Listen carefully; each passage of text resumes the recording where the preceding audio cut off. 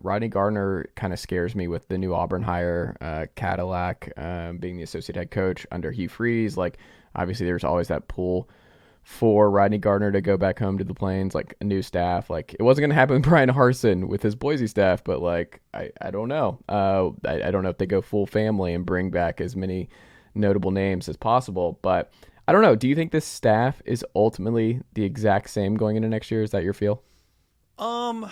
The exact same, I don't know. I mean, things always happen. It was going to be the exact same last year before the NFL came calling for Cody Burns, and he left, and so there's always that potential. What if somebody wants to come and get Brian John Murray to be a defensive coordinator?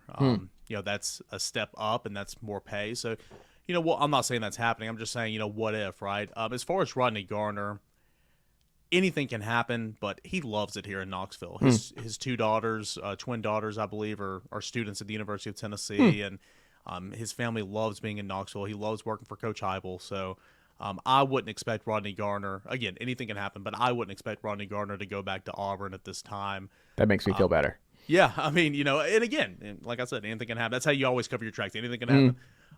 But I wouldn't expect that. Now, Alex Golesh is the one, in my opinion, to watch out for. He's going to be a head coach before it's all said and done. Will he be a head coach this offseason? How far down the list is he for Cincinnati? What about some other schools in the MAC? He used to coach in the MAC. And so I think for him, it's just like kind of weighing. He's heavily compensated. I mean, he makes $1.5 million. He's a finalist for the Broyles Award, which is such a prestigious honor. He's in a good position here. So I think for him to leave, whether it be this offseason or next offseason, you just have to, sometimes you don't get two chances to be a head coach. It's got to be the right fit. So, we'll see. But he's one to look out for. And I know fans are upset with the defensive performance at points in times this year, and especially at South Carolina. Right now I don't see any changes like that happening. But again, anything can happen.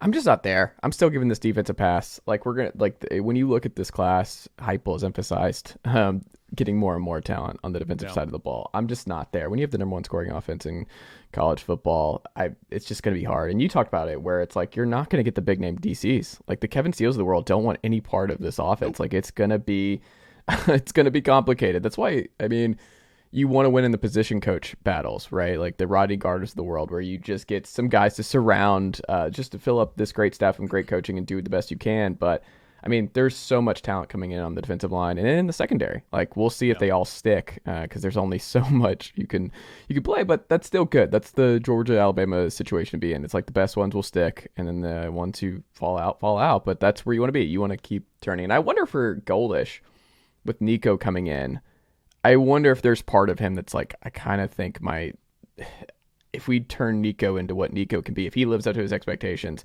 I might get a really, really good job if our offense is humming with a Heisman quarterback, with the 5-star, with probably the most physically gifted quarterback in this class.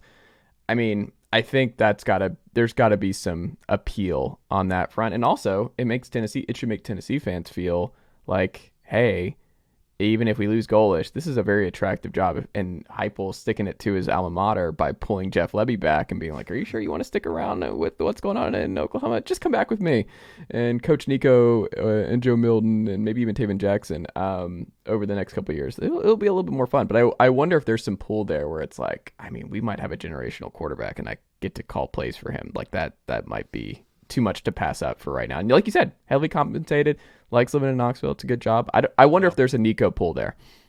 There might be. The thing with Nico would be, I mean, you'll have to see how he comes in and competes and, everything with Joe. But, I feel like if everybody had their choosing, it's, taking into account the Nico family as well, the Iamaleava family, it would be Joe Milton, your starting quarterback the entire next season.